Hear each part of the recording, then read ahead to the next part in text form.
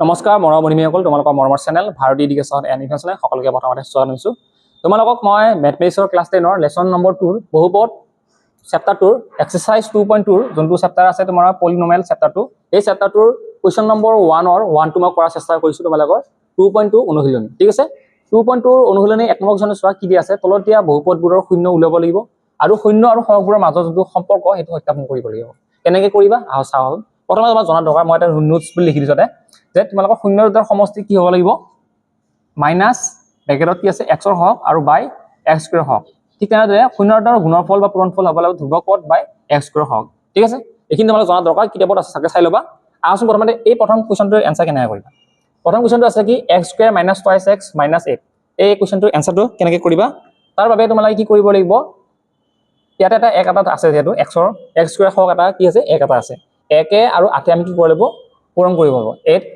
ঠিক আছে, 1 আৰু 8 মাইনাছ 8টো আমি পূৰণ কৰিলে কি পাম 8 পাম বাৰু, মাইনাছ 8 পাম হয় নে নাই। ঠিক তেনেদৰে এই মাইনাছ 8টো আমি কি কৰিব লাগিব, ইয়াতে কি আছে মাইনাছ 2x আছে, এই মাইনাছ 2xটো আমি কি কৰিব লাগিব প্লাছ কৰিলে যাতে মাইনাছ 2x পাওঁ। ঠিক তেনেদৰে এই 8টো যে ভাঙি দিওঁ, কেনেকৈ ভাঙিম চোৱা, 8টো ভাঙি দিলোঁ 4 দুগুণ বা 4 দুগুণ 8 হয়নে, 4 দুগুণ 8 হয়। এতিয়া যদি 4 যোগ 2 যোগ কৰোঁ কি পাম 6 পাম। আমাক কিমান লাগে 2 লাগে, মাইনাছ 2 লাগে। চ' সেইটো কাৰণে কি ক'ম 4 আগত যদি মাইনাছ চিম্বল এটা দি দিওঁ তেতিয়াহ'লে কি পাম এই মাইনাছ 2 পাম এনচাৰ, ৰাইট এনচাৰ হয় নে নাই। তেনেহ'লে আমি পাই গ'লোঁ। তেনেহ'লে সেই চিষ্টেমত আমি বস্তুখিনি বহাই চাওঁচোন। এতিয়া তোমালোকে কি কৰা, এক্স বহাই লোৱা সমান চিন দিয়া, এক্স স্কুৱেৰ ঠিক আছে মাইনাছ আছে মাইনাছ 4x প্লাছ আছে প্লাছ চিম্বল দিলা 2x। ঠিক তেনেদৰে মাইনাছ চিম্বল আছে, মাইনাছ চিম্বল দি পেলাই 8। ঠিক আছে, এইখিনি এড কৰিলা হৈ গ'ল।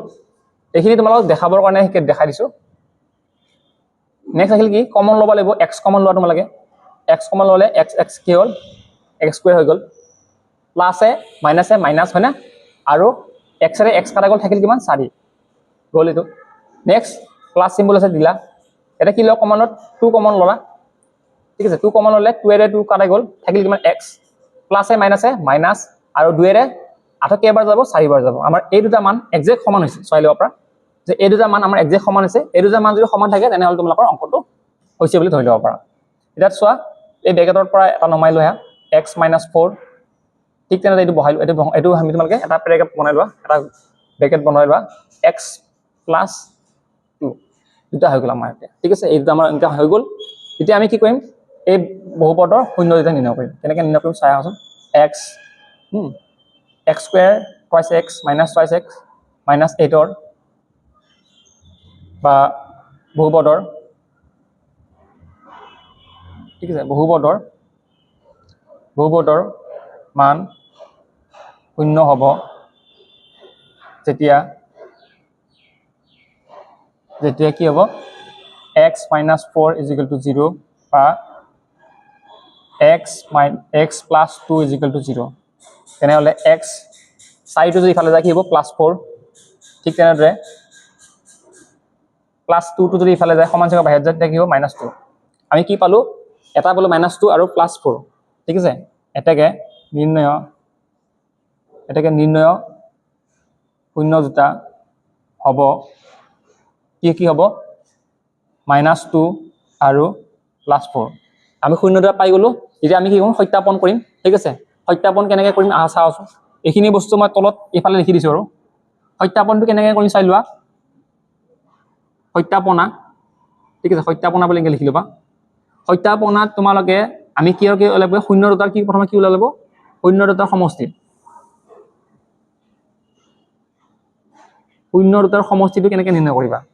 ঠিক আছে, শূন্য দুটাৰ সমষ্টি নিৰ্ণয় কৰিব লাগে হ'লে তোমালোকক কি কৰিব লাগিব, কি আছে শূন্য দুটা -2 যোগ কি আছে +4। এই দুটা যদি আমি কি কৰিম তোমালোকে, এই দুটা যদি আমি প্লাছ কৰোঁ এনচাৰ কি পাম 2 পাম হয় নাই। 4 টকা তোমাৰ 2 টকা বাকী আছে, তুমি 4 টকা দি থৈ দিলা আৰু কিমান টকা তুমি পাবা ঘূৰাই 2 টকা। ঠিক আছে 2 পালা হয়নে।